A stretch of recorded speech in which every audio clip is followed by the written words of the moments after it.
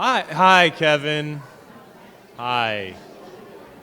So go ahead and finish up whatever happens to be in your mouth. Clear your throat. Good. Sit up straight. We're going to practice a couple of songs that we practiced a couple weeks ago. Do you crown the year first, Luke? You crown the year? So I would love it, absolutely love it, if as we sang, even if you don't feel you know the song well, neither do we. So let's all just sing robustly anyway, because it's so nice when it feels like it's not just Dave and I singing to you guys. When we're singing together, it's such a more pleasant experience, so.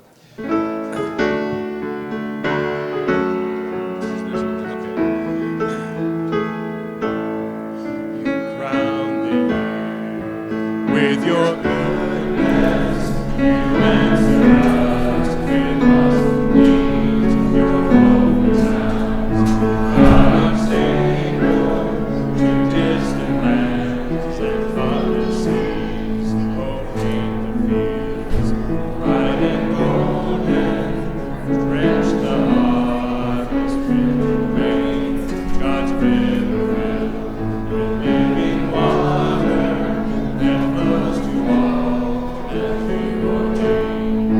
Praise the name of the Lord, oh my soul, sing His word. All of life, join the song, come and lift up our King. You gotta move it forward, guys.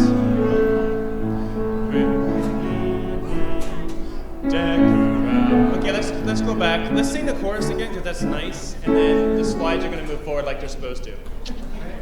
Okay. Praise the name of the Lord, oh my soul, sing His word. All of life, join the song, come and lift up our King. Now let the earth join the dancing, deck her out in shouts of spring, the dusk and dawn forever relay the call to come and worship Him. Praise the name of the Lord, oh my soul, sing His word. All of life, join the song, come and lift up our King. Praise the name of the Lord, oh my soul, sing His word. All of life, join the song, come and lift up our King. The next song is Come Behold the Wondrous Mystery. Hey kids, you can sing too. You have wonderful voices.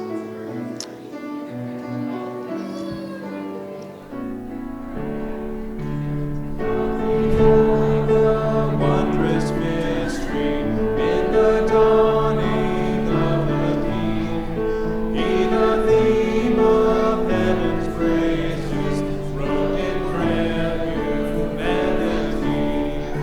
In our longing, in our darkness, now the light of life has come. Look to Christ who condescended, took on flesh to ransom us. Come behold the wondrous mystery, He the perfect Son of Man. In His living, in His suffering, never break no stain of sin. See the true and better Adam come to save the hellbound man. Christ the great and sure fulfillment of the law, in Him we stand. Come behold the wondrous mystery, Christ the Lord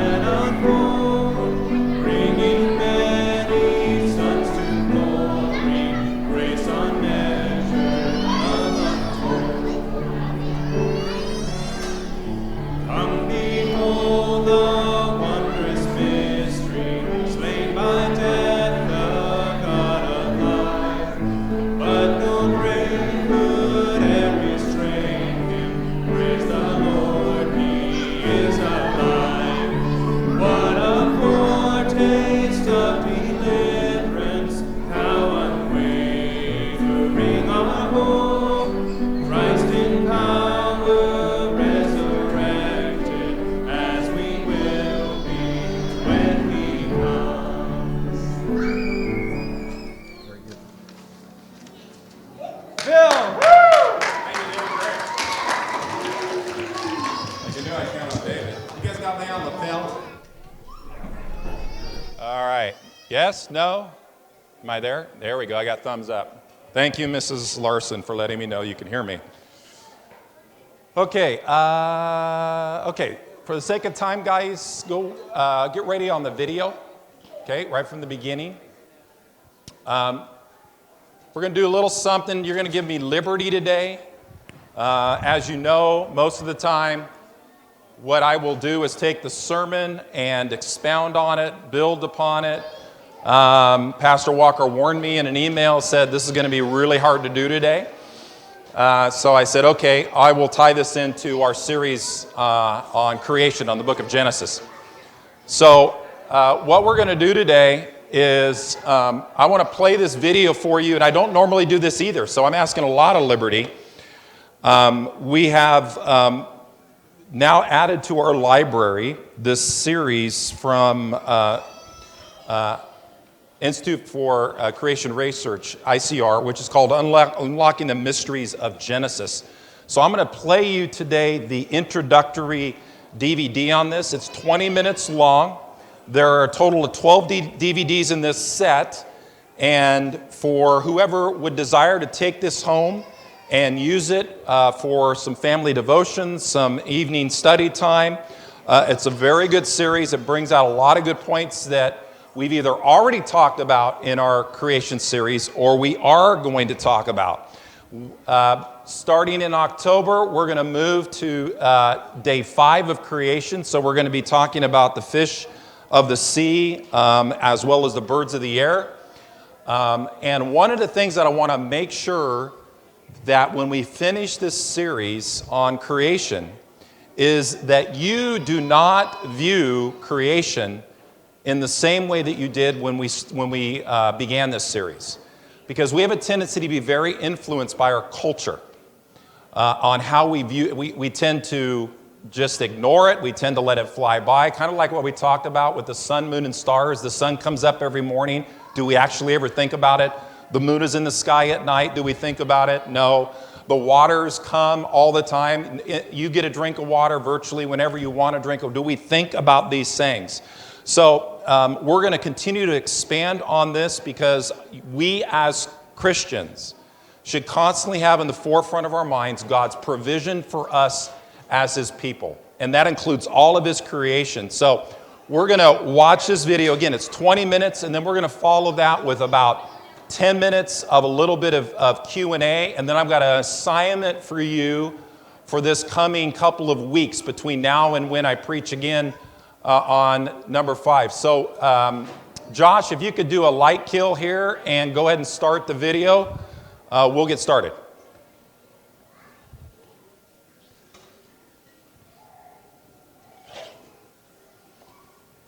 Since I've already watched it, I think I'm going to head home and just rest a little bit.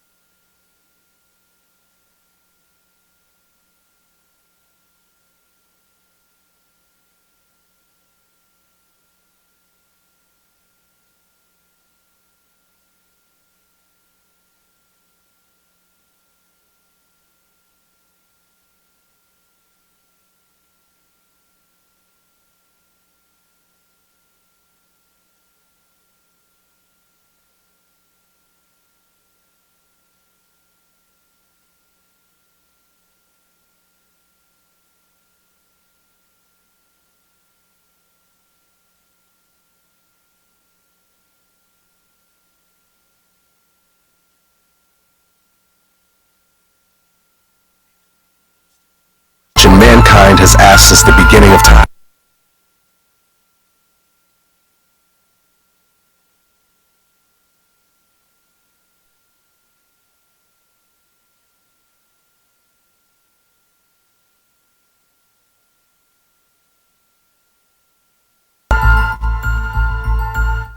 and how did God create the heavens and the earth and the living creatures and all the things around us? The Bible tells us that God created everything in 6 days. Yet it's generally accepted that life as we know it since the beginning of time evolved over millions of years. Which is right? Are they both right? Over the next 12 episodes, we'll explore the evidence that unlocks the mysteries of Genesis like never before and helps answer some of the most profound questions of our time. You see, as science and technology advance, we learn that the ancient text of the Bible has more truth in it than we could have ever imagined. So we'll explore this scientific evidence from the design of the universe to the origins of life, from dinosaurs and Noah's flood to the development of modern civilization. Let's start this exploration with what we can see with our own eyes, the mysteries and wonders of the world around us.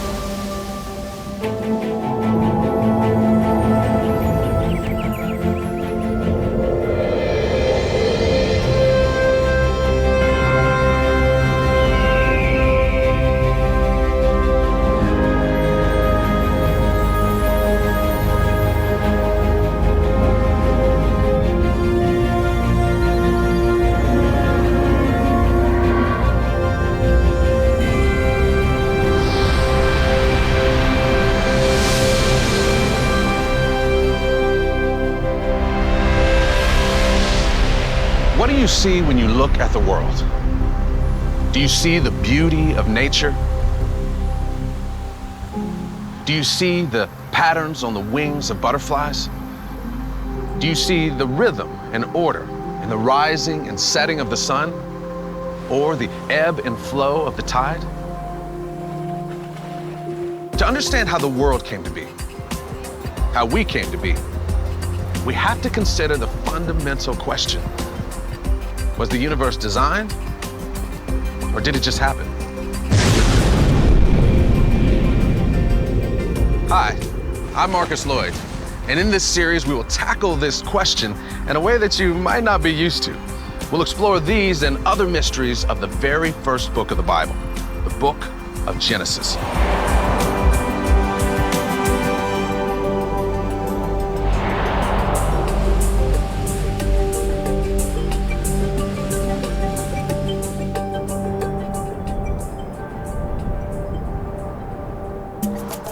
Design is important. You see, when we consider the world around us, people, atoms, plants, animals, outer space, do we see randomness or do we see design? Is all of this around us simply happening by chance? Or did some designer plan it? Let's take a look at the evidence. Take, for instance, the elephant. Now, the elephant's trunk can breathe, touch, even grasp like a hand. Or look at the hummingbirds. They have a unique design that allows them to hover, to fly sideways, to fly backwards with wings that beat at 80 beats per second. Accident or design? When we look around at the big picture, we see only a few major types of creatures based mostly on where and how they live. We see water creatures, air creatures, land creatures, and man. In 1735, Carl Linnaeus grouped animals, plants, and even minerals into different categories based on their similarities. It's the hierarchy and classification system that's still used today. He noticed that all mammals share certain characteristics, same for birds. The point is that there are over 1 million species of living things, and others still undiscovered. But even with all this vast diversity, all living things can be grouped or clustered into just a few types. Why do so many diverse branches of life share so many characteristics? Why is there similar design? Most scientists agree that if you provide the same set of environmental conditions, the same circumstances, that a creature is going to evolve the same set of features in order to fit that environment. So we have natural selection causing similar creature features. And so that's where Charles Darwin came in, suggesting that natural selection was part of the answer. And so his conception was that nature, in a way, selects certain organisms within a population, the ones that best fit their environments. And then it sort of deselects the other ones. And the prevailing view is that these kinds of changes or adaptations took a long time. We're talking millions of years. One of the textbook examples of adaptation is when an early fish began to crawl on a shoreline, and it began to change and adapt its fins into legs. So we adapt fins to legs as an example of evolutionary change. So if creatures actually do adapt and can adapt any feature, then given enough time and death, given enough time, you can adapt any creature into any other creature. So, according to that explanation, my opposable thumb is more or less just a random upgrade from other mammals. Now, this explanation also suggests that things change over long periods of time. In theory, given a few more million years, my dog could develop a bigger brain or opposable thumbs. See, there's no master plan. What we see is just how things have ended up. Now, have you ever seen your surroundings? In the scientific world, this is called mimicry. For example, a chameleon. If he needs to be green, he'll be green, or brown, or striped, or spotted, or whatever he needs. Even humans will intentionally imitate what we see in nature. For instance, Leonardo da Vinci invented a flying machine based on his study of birds. So, why do we see mimicry among plants and animals? I think the ultimate example of mimicry is got to be the octopus, especially the mimic octopus, which was only discovered in the last few decades, because this is the only creature that mimics not just one other creature, but it mimics at least 15 other different creatures. And it can morph its body because of its incredible design to make itself look just like these other creatures, a lionfish, a sea snake, a flatfish, and a dozen others. On this mimic octopus, the resolution of coloration on its skin is just about the same as what we see on our television sets, as far as dots per square inch. And so it can make itself exactly colorized to the creature that it's mimicking. The most common explanation is that all of these creatures, with all their complexity, just happen to randomly end up that way. It makes me wonder if something else might be going on. Could it be that there is a designer? Let's explore this another way. Well, here we are in a junkyard to take a look at a car. Voila, the car. Okay, it's not really a car. It's actually just a pile of car parts. Now, if the engineer who designed the car came over here, he could show us how this all fits together. You know, the tire goes to the axle, the steering wheel goes to the drive shaft, etc. And before long, we would probably have a car of sorts. Simple, right? Well, it's simple because we have an engineer directing how we put it together. But let's just say that we don't have an engineer, and instead, they put me in charge. And to make this analogy work, let's just say that I have never seen a car before in my life. I'm not sure why that is, but let's just believe that I don't know what a car is, I don't know what it looks like, and I don't know what it does. Now, I would probably get a steering wheel and try to connect it to the air filter because I have no prior design in mind. And before long, I would probably end up with a crazy looking pile of junk. Actually, to make this car analogy mirror the question of origins, we have to make this one step harder for me to build a car. What if instead of starting with a pile of car parts that are designed to work together, what if we started with some raw materials? Some iron ore, some sand, and some oil. We start with essentially nothing.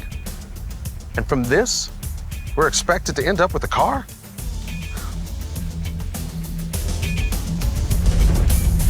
You know, instead of randomness creating a crazy pile of parts that you call a car, this is what design can accomplish.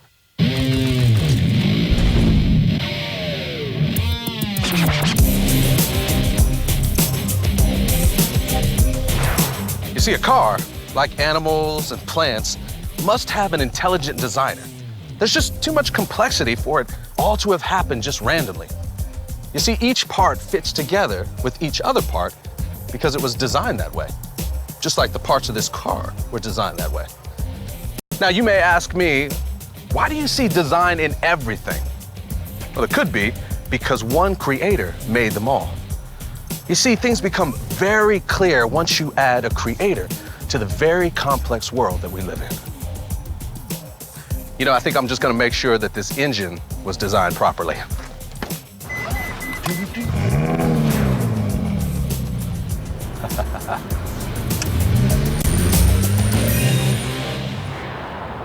I wonder if scientists ever analyze beauty in a lab. Because the question is, why is there such a kaleidoscope of colors and variations of beauty in nature? Why such elegant designs? Why not have a world of gray? I mean, what would it matter? Well, beauty is not random. It exists for the enjoyment and aesthetic pleasure for us humans. Only a designer, a master artist would do that. So, design is beautiful, but design is also functional. When you study the anatomy of a bird, you learn all the ways the design of their bodies allows them to fly. They have hollow bones that make them lighter. Their respiratory system is different in that it flows in just one direction to make breathing more efficient as they fly. Their wings are just long enough to lift and soar based on the weight and size of the bird's torso. Yet one mystery remains: feathers. There's no evidence of any change over time or intermediate steps where birds gradually grew feathers. Feathers just appeared when birds appeared, fully functional with just the right aerodynamics so birds can fly. How do you explain that?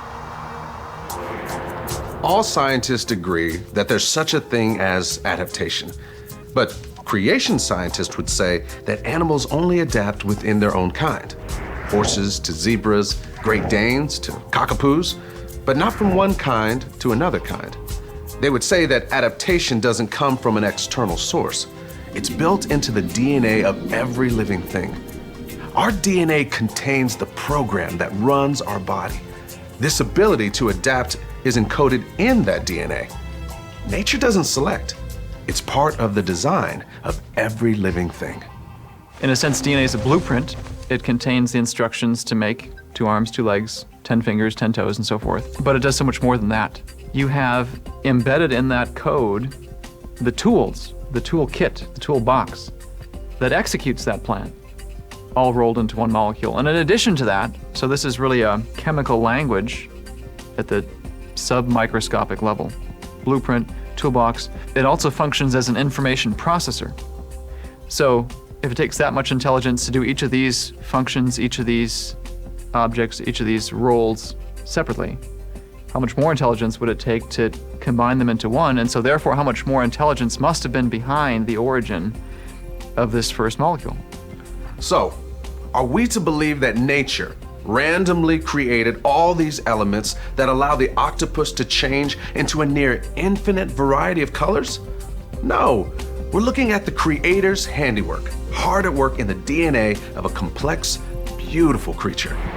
Now, perhaps the most striking example of design is reproduction. Evolution is not the explanation for what we see in reproduction. When we flip it around on the positive side, we see another profound evidence for design. So we begin all humans begin as a single cell. Sperm meets egg, male and female, and now you have the zygote in technical terms. And that has within itself all the instructions for building the body. So anyone who's cracked a cell biology book, and any cell biologist should know, when they're looking at the cell, we're not looking at the product of time and chance and of evolution and random changes. We're looking at a superintelligence. It only can be a superintelligence who's put this together in the first place. There really is no other rational explanation for something that profound inside you and I. Now, most naturalistic scientists depend on the critical evidence of transitional forms, sometimes called the missing links. Some theories say when a fish evolved into an amphibian, it did so with random processes over millions of years. And as the fish moved to becoming an amphibian, it would have changed into transitional creatures that appeared for a short time along the way. These transitional forms were no longer just fish, but they weren't yet fully formed into an amphibian.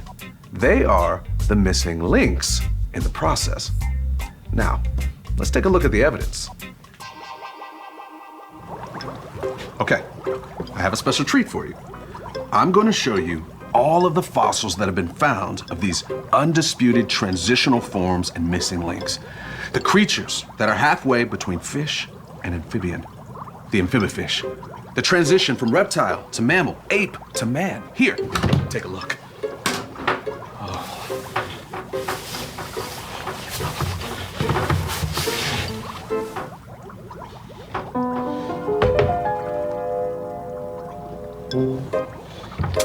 Yep, empty.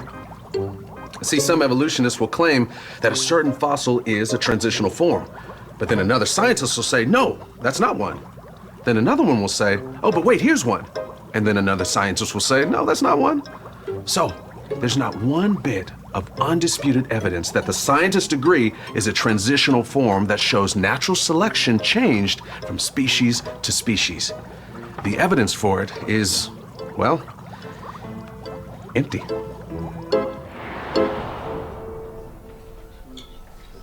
Okay, let's review. When we look at our world, what do we see? Random accident or design? See, we talked about the theories about natural selection and the random processes that supposedly made, well, everything. And we talked about the evidence that points to a grand design. Now, throughout our discussion, there's someone we've sort of talked around. And of course, that's God. What does he have to say about it? Let's take a look. You see, the Bible reveals things about God. We learn by looking at his creation. If he does exist, man, he's got to be really smart. The brilliant scholar Paul did what we did. He looked at the world around him to decide whether this was all random or the work of God, the designer. He told the Roman believers and us that his invisible attributes, namely his eternal power and divine nature, have been clearly perceived ever since the creation of the world and the things that have been made. You see, God is wise, and that's one of the things we would expect a creator to be. God laid out for us in the first chapter of Genesis the steps he wisely took to create the world.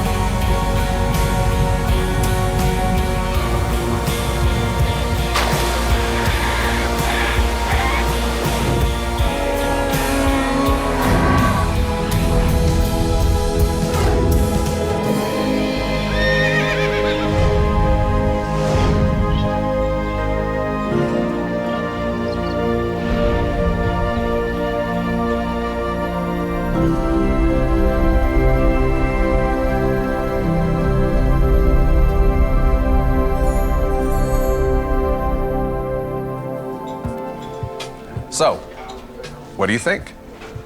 The creation scientist explains our complex world with just one assumption that pretty much justifies what we see. In fact, there's a principle called Occam's razor that says if you have competing ideas, the one with the fewest assumptions is the logical choice. Or you could just say, keep it simple. Now, it's looking to me like there is a creator. But I can understand you might be saying, I look around and I also see death, decay, and ugliness. Did God do that also? Or you might be saying, what about the fossils, the dinosaurs? These are all great questions, and we'll get to that. A more important question might be, if the world was planned and purposed by God, what does that say about you? Our world didn't happen by chance. It was both planned and purposed by God. He promises that. As I have planned, so shall it be. And as I have purposed, so shall it stand. Recognize the designer who made you and walk in the works he has purposed for you. Now, having seen the beauty and wonder of nature with your own eyes, perhaps you see the design of the universe, and you'll wonder, what more is there to know? As technology advances, we get ever closer to the answers. How did life begin? What happened after Noah's flood? Where do dinosaurs fit in? Did the universe explode into existence, or will the evidence lead us to another conclusion? Keep watching as we explore these questions and unlock the often surprising mysteries of Genesis.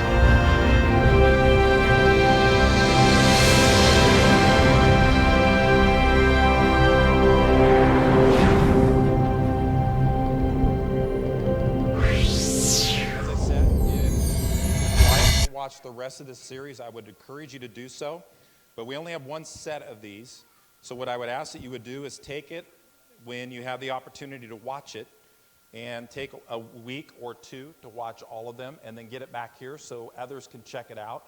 I will have it available today for anybody who would like to do that. Luke, go to the next slide after this. Keep going.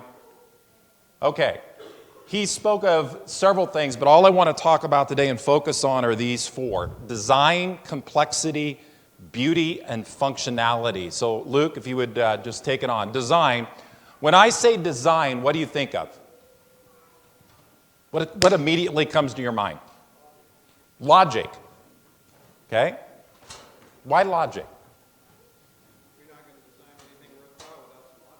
Okay, so you're really not going to design anything worthwhile without it logically having a reason for doing so and how it would come together.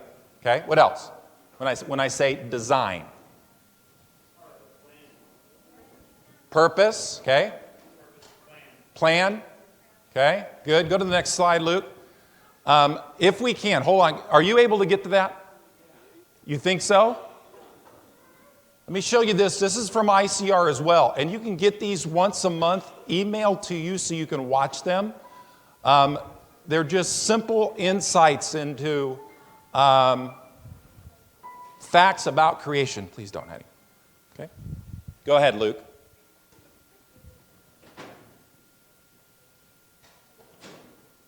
Maybe. Do we have the internet? By the way, this is what it'll look like when it comes to you. Just go ahead and click on it. Just a minute and 35. All of them are about that length. But you get these neat little snippets that really help explain stuff. So go ahead, Luke. We use computers so much that it's easy to forget that they've only been around for about 70 years. Conrad Zuse invented the world's first working computer, the Z3, in 1941. The German Aircraft Research Institute used it to test wing aerodynamics, but it was destroyed when Allies bombed Berlin in 1943. Since then, computers have changed our lives completely. For instance, a basic cell phone today has more processing power and costs much less than the Apollo guidance computer, which was used in the Apollo 11 moon mission in 1969.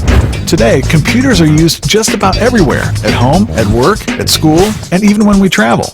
And with all that computing, companies are always looking for better technology. Recently, IBM funded a project to develop the world's fastest computer. Called the Sequoia, this high-speed computer was modeled after the human brain, the ultimate in computing power. At IBM, the engineers made two computer chips that contained about 65,000 electronic synapses, which are like the connections between nerve cells in our brain. That's impressive, but just one brain has billions of nerve cells connected through trillions of synapses. Yes, the most brilliantly engineered machines cannot even come close to the complexity and construction of the human brain, which only a divine engineer could have made. So they're just short little snippets like this, but very helpful in just continuing to educate yourself. Luke, go ahead and go back to the slide, if you can. And go ahead and go through those. Great. All right. When I say randomness, so we talked about design. When I say randomness, what do you think of? When something is random. Lack of intent. Okay. Never repeating. When the cards come up randomly, so game of war. Okay. All right. But Glenn. So I contend there's actually no such thing as randomness, true randomness in the universe. It's a mathematical tool that we use for modeling purposes. Right. Thought experiments, but there's nothing that's actually truly random. So what would you say oversees those things that are not planned?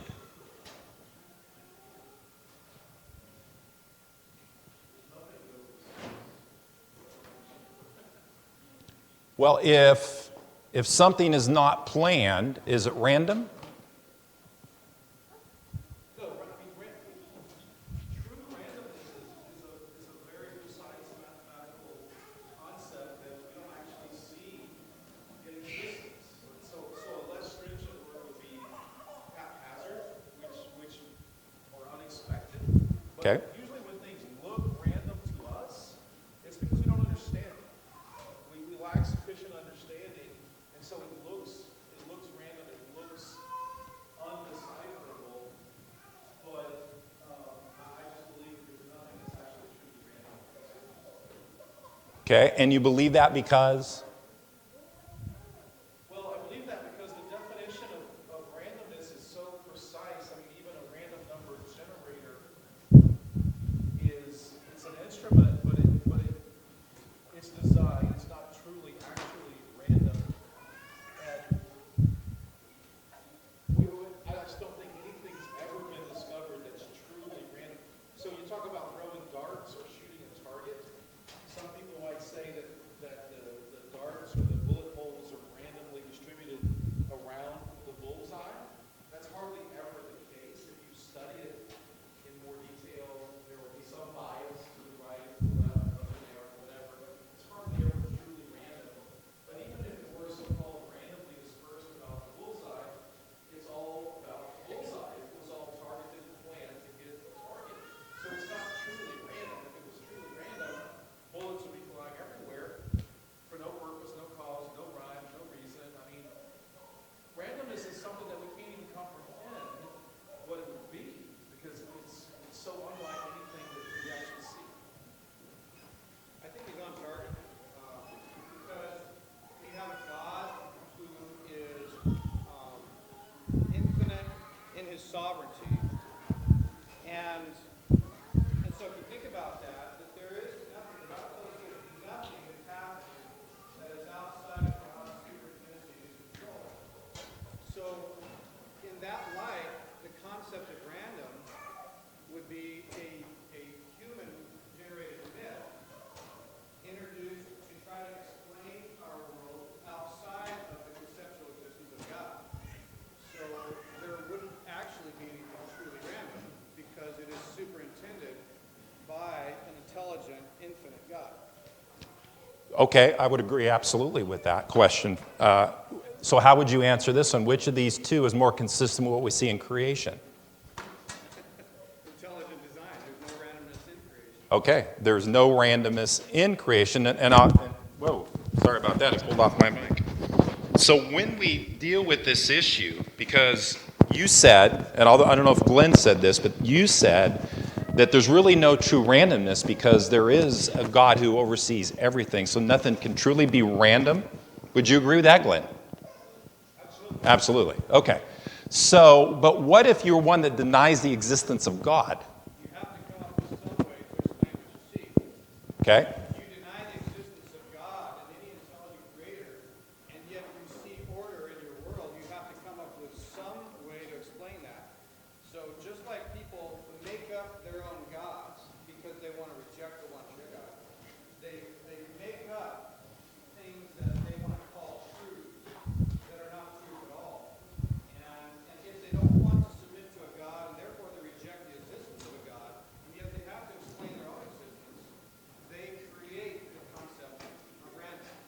Okay? Go to the next slide, Luke. If there is a design, then there is a designer. If there is design, there is a designer. If there was no designer, there would be no design. Okay? Now, where do we see evidence of design in creation? I see it everywhere. Where don't we see it? Give me something specific. Well, of course, she would say the eye. Yes. What? The horse. Okay, very good. Do you like horses? Yes. Do you work with eyes a lot? Yes, you do. You work with eyes a lot. Who else want to give me something that they see design in? Glenn. Butterfly. DNA. Giving birth. I know a lot of women would be like, I don't know why God designed it that way. Probably going to ask him when you get there. And we're going to do this with each one. Chris. The Fibonacci sequence in creation. You know, we're going to go to that a little deeper, I think, later on in this series. But here's what I want you to do, because I want you to ask yourself this question over the next couple weeks as you live out your life. There's a reason why you said I, and there's a reason why you said a horse, and the rest of you said what you said because it's something that you have noticed, something that you interact with, or something that you like or you've thought about in the past. And the whole series, what I want to communicate to you is that we tend not to even reflect upon this. We tend to adopt culture's way of living, which is life moves along at a very fast pace. And we don't take the time to sit there and go, look at this butterfly. Look at how perfectly that wing and this wing match. How is that possible? And we miss these aspects of God's creation. By the way, he did not have to give us that. In fact, go on to the next slide, Luke. He didn't have to give us complexity. So here is the question. When I say, next one, Luke. When I say complexity, what do you think of?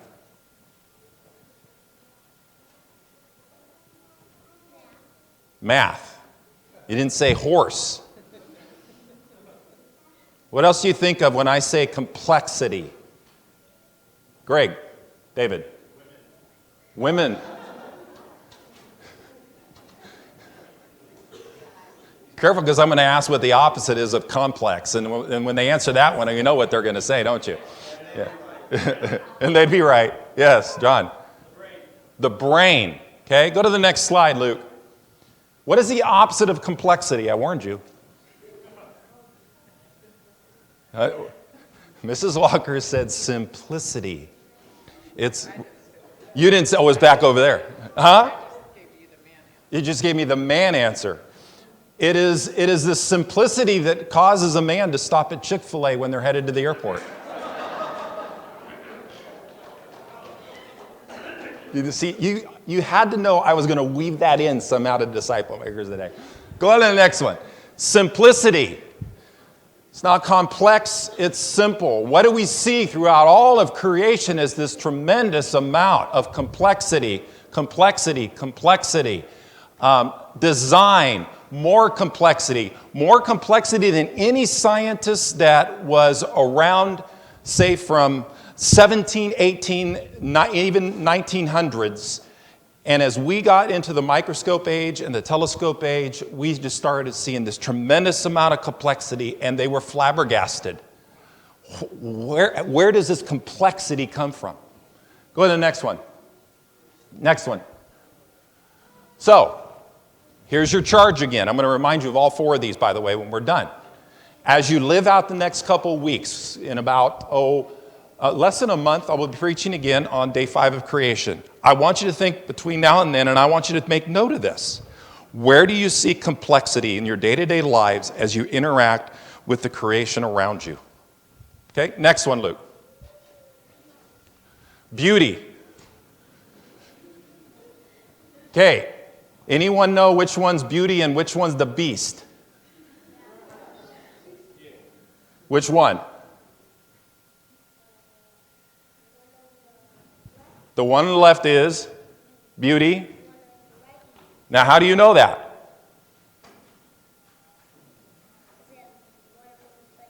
Because one of them looks like a beast. Okay. When I say beauty, what do you think of? Who? Prettiness, okay? Come on, how many of you have seen something and said, man, that is beautiful? A monster? Okay, we got a monster over here. Everybody has their own type of beauty. Yes, Mrs. Gonzalez. Order and symmetry, okay? I heard something, I think I heard a sunrise. Was it sunset? Okay. Yes. A neat math question. Wow, Mr. Shipley. Beauty in math. Isn't that a beautiful thing when they see beauty in math? Chick-fil-A. Yeah, definitely Chick-fil-A. Next slide, Luke. There we go. What are some traits of beauty? Color. Order. Design. Complexity. Not just one color, but multiple colors. Although you can have beauty, ladies, a dozen red roses, is there beauty there? Yeah, there's beauty there. But then you put in a dozen flowers, all different types in a vase. There's beauty there. Go to the next one, Luke. What's the opposite of beauty? What? Ugliness. What is ugliness? Okay, there you go. Sin. Huh? Disorder. Okay? Next slide. So, where do we see beauty in creation? So, over the next couple of weeks, you're going to look for design, you're going to look for complexity, and you're going to look for beauty. And then there's one last thing you're going to look for over the next couple of weeks. Go ahead to the next slide. Functionality. When I say functionality, what do you think of? Usefulness. Purpose. Now, I was talking with Matthew Davies. Matthew is supposed to be watching at home because I told him I was going to mention his name, but he said he wasn't going to be here. One of the things that Matthew does at Geostrategies for Carl Schroeder is he takes their basically programs, the stuff that they create, that they're going to use for a company, and he makes them beautiful on the computer. So when you go to their, whatever they're using, you click on it, there's beauty there. So functionality, when I say functionality, what do you think of? Benefit? Okay. If you had a car that never started, what would you say of it? It's no benefit. Okay? You can have beauty, but if it doesn't function, it has no purpose, no benefit. So as we look at creation, go to the next slide, Luke. See what I asked here. Go to the next one because we got time restraints. What is the opposite of functionality? Non-function. Let's take a steep leap faith there on that one. Non-function. What is the opposite of functionality? Yes. Disorder. Okay? Next slide, Luke. What do we see in creation? Functionality. Things work. Things work together. Complex systems, ecosystems, all working together, all functioning. Okay? Your body has all of these different components, and they all work together. Your heart, your lungs, your liver, your pancreas, all of these things work together. Functionality. Next one. Now, compare beauty with functionality. Compare beauty with functionality. Just think in your mind, okay, there's beautiful and then there's functional. Do we need both? Yes. See, God could have created everything beautiful but not functional, and it would have been meaningless or purposeless. He could have kept everything functional with no beauty. Matthew. Each has value without the other, but together their value is by far, they enhance one another. What do they call that when two things, what is it? Synergy. Yeah, when two things have value, but when combined, the value is much greater. Okay? Kind of like a husband and wife relationship. Each has value, but combined when brought together has greater value. Okay? So where do we see evidence of functionality in creation? And that's what we're going to leave you on because we're out of time. So this next week, go to the next page, Luke, because I think I list all of these out. Just go ahead and put them all up there. Okay? Over the next couple of weeks, I just want you to think on this. Where do I see design in creation? As you go about your business every day, Mrs. Larson, it's easy. You look at eyeballs. You see it all the time. For some of us, though, we're going to have to be much more purposeful. Where do I see complexity in creation? It may be taking a moment and spending some time looking at a flower, or looking at your hand, or looking out at something else in creation. Where do I see beauty, and where do I see functionality? And all of this will help you as we move through this series on creation to really gain a much more biblical perspective about what it means, about what God created and why He created it. And his last question that he asked is, if all of this is true, if God did all of these things, then what does that say about you, the pinnacle of God's creation? If He did all of these things, why did He do them? What purpose do they serve? And yet, He placed us in the middle of it, and He said, this is the planet that you are to inhabit, and I want you to take dominion over this planet. Good things to think about. We will continue this in about a month when we move on to our next day of creation. So let me pray for us so we can go. Father, thank you for this time. Even as we watch this video and reflect upon these things such as design and beauty and functionality, we should be caused to pause and realize how quickly we move through life and how oftentimes we fail to even recognize these things, even though they're right in front of us all the time. So we need to be a people who do what you say, be still and know that I am God. Take moments out of our day to reflect upon your creation, to see its beauty, its design, its complexity, and its functionality. It is a marvelous thing that we too often at times take for granted. And so we pray all of these things in the name of our Lord Jesus Christ. Amen. Let me remind you, if you would like to look at the rest of this series, I'll have it up here on the piano. Come and see me.